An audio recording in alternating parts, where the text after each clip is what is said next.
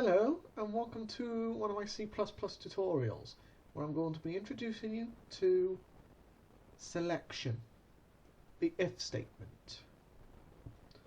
So what is this if statement all about? Okay, if statements allows us to select, instead of just one outcome in a sequence, if we do a particular input or determine which is greater than the other, we can do if statements to show us this. So C++ also supports logical conditions like and, or, and not, as if you're doing the three basic logical operations in logic gates. But in the case of programming, C++ supports comparison operators, which we will go into. So you've got your equal to, which is 2 equals. If you see an exclamation point in an equals, that's not equal to. If you see rightward arrow, that's greater than. If you see a leftward arrow, like this, it means less than. If you see a rightwards arrow with an equals next to it, it means greater than or equal to. Or if you see a leftwards arrow with an equal next to it, less than or equal to. And whether you're doing C++ or Python, this is how you would lay out your examples based on the variables. And the way we do, and we would use that with if statements, loops, and everything else except, and Boolean express, and when you're doing Boolean to determine which number is greater than the other, whether it's true or false. And the way, so that's what we do with if statements. If statement is written using the if keyword. Self-explanatory there. Let's look at an example, shall we? So, let's say we got two variables, A and B. If B is greater than A, it's going to output greater than A. But let's see it actually in use, shall we? So, let's recap on how to do a C++ program from scratch. First thing we do is hashtag include, and shift comma, we type in IOStream, shift full stop, we end it there. Then we use namespace, std. The std that will allow us to use couts and cins. IOStream is input output stream. So now we need to do a function called int main. Shift brackets, shift 9 to get brackets, press enter, insert our squiggly brackets, off we go. We can do int a, initialize it to 33, and we can do int b equals 200 and leave it at that. But why would you want to do that? You've got listing two integer variables initialized. Instead of doing that, they're both ints. So why don't we put that right here? So we got so we got a equals 33, comma, b equals 200. Semicolon to make it syntactically correct. And that's more efficient as well. Okay. What's the next thing we got to do? This is how we write if statements. So if brackets b is greater than a, you can just press enter to make it indent automatically, or you can just go back, squiggly brackets. I prefer to go back, squiggly brackets, enter. Then we need to do a cout, which will say b is greater than a. Let's see that in action, shall we?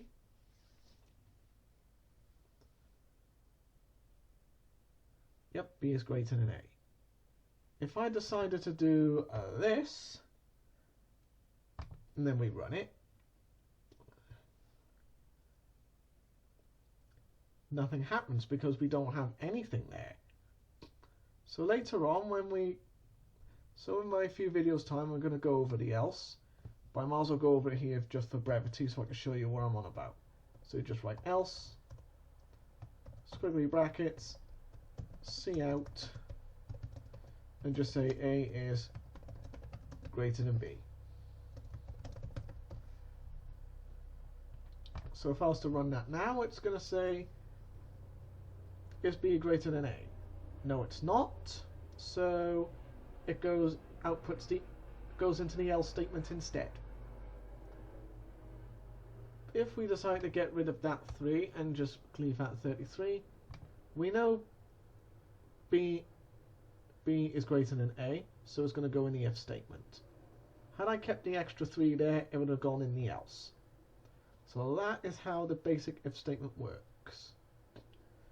An indentation, very important. Very important to do. So if you don't, doesn't work. Okay. Let's go to a task, shall we?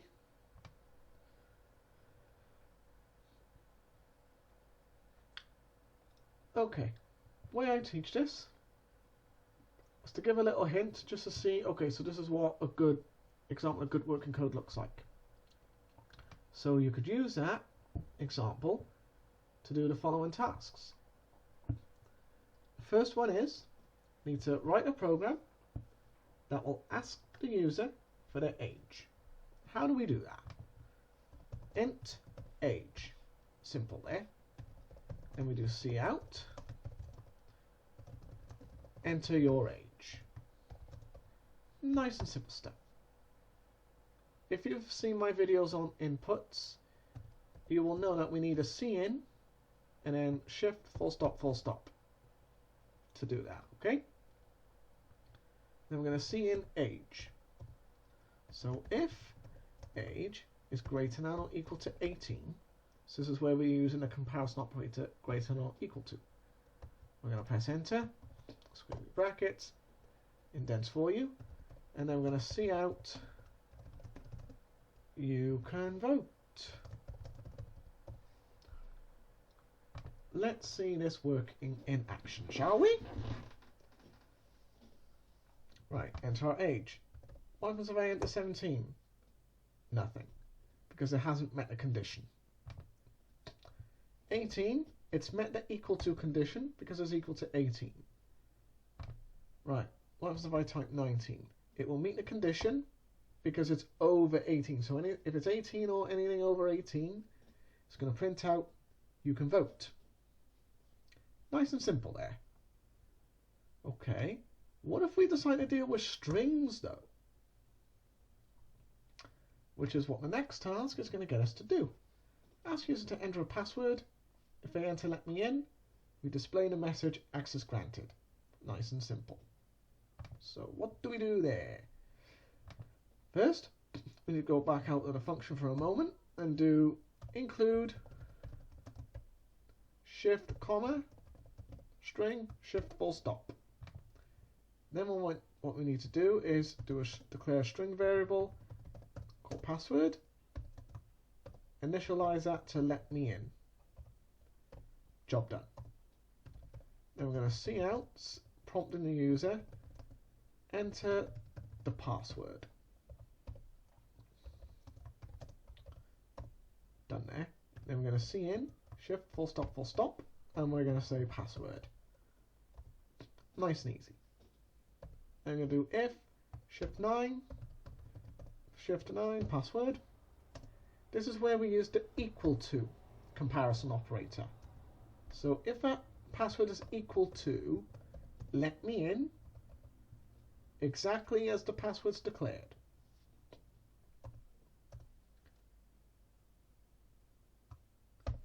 Then we're going to do this, squiggly brackets, and then we're going to say cout access granted.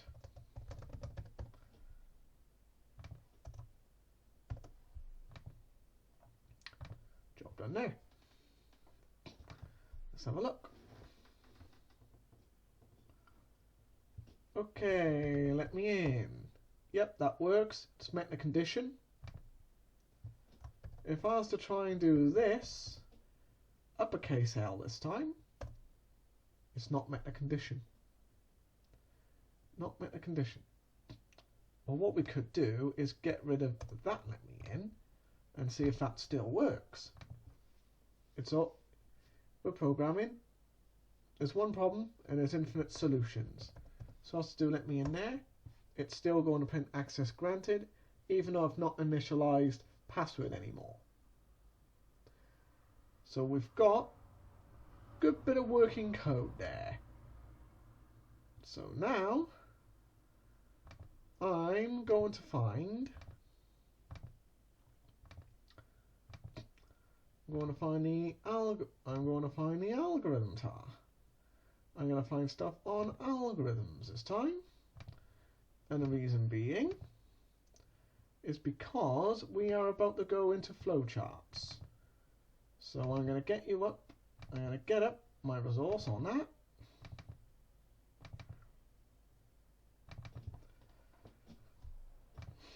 So, in programming, we have an algorithm. So an algorithm is a set of instructions that can be used to solve a problem. They have to be clear and in the correct order to produce a solution.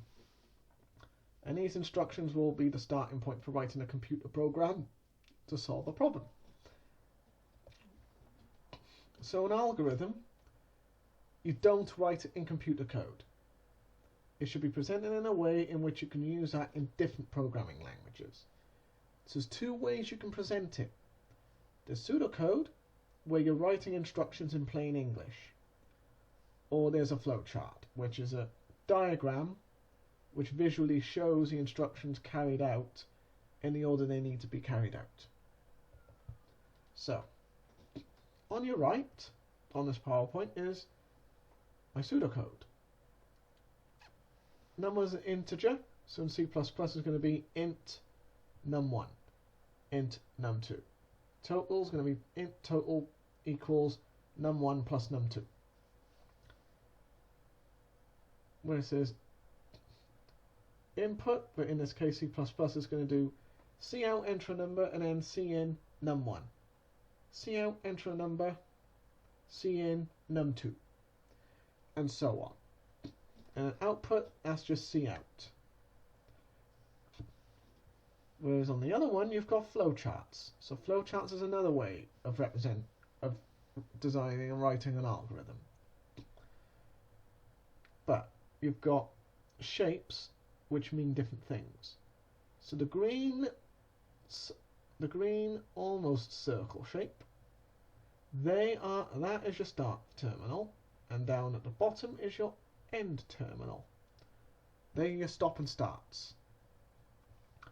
If you've seen the parallelograms, that means inputs. Inputs and outputs. The rectangle, that is a process. So what's actually happening? Okay, so that is what that means. If you see a rectangle with two lines towards the end of that rectangle, that's a subroutine. And finally, what we got are arrows, which is showing you which order the instructions need to be done. If you see a flowchart with a diamond shape, that's a decision, which you will find with if statements and loops. Or, if you want to think programming constructs, selection and iteration. Okay? So, let's have a look and see what task we need to do. So, we've got a flowchart here. So let's have a look at what this flowchart wants. So we got a start. So we got a start there. So you could do int num1, num2. Cout, enter a number. You're going to do cin num1. We can copy that cout and cin over and then just put num2. Job done. The diamond, like we said, is the decision. So we're going to do, but before we do that, we need to do int answer equals num1 plus num2 divide by 2. So we've used two different arithmetic operators, the plus and divide. Now we do if answer is less than 100. So it's saying, is the answer less than 100? So we're going to be brackets. If it is, we're gonna see out the average is,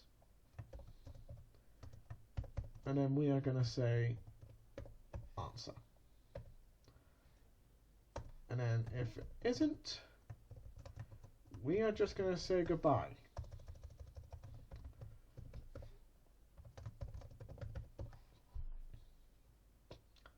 So now we play it. And now, let's say I want to enter 2042. It's goodbye because it's over 100. Okay, let's try 46 and 100. Divided by 2. Yep. So that should have printed out the average is 73 without even printing the goodbye. Okay.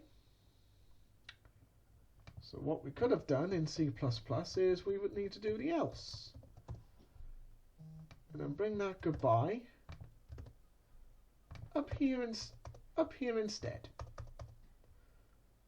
So let's try that again. 46 and 100.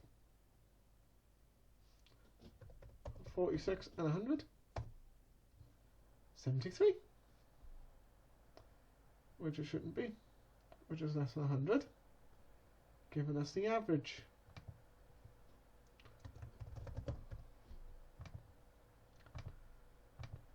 But let's try that again for luck. 46, 100, average of 73. Let's say we want to do 2042. Just going to say goodbye because it's not met a condition. Whereas with the 146, let's say 99 and 99. Divided by 2, 99. Nice and easy there. So that is literally the if statement being introduced and the first couple of tasks. One with the else statement as well. So the else statement only happens is when the first condition's not been met. And that so far is if and else statements. I hope you liked this video. If you enjoyed this video, please like, subscribe and share. And I look forward to making the next video for you soon enough.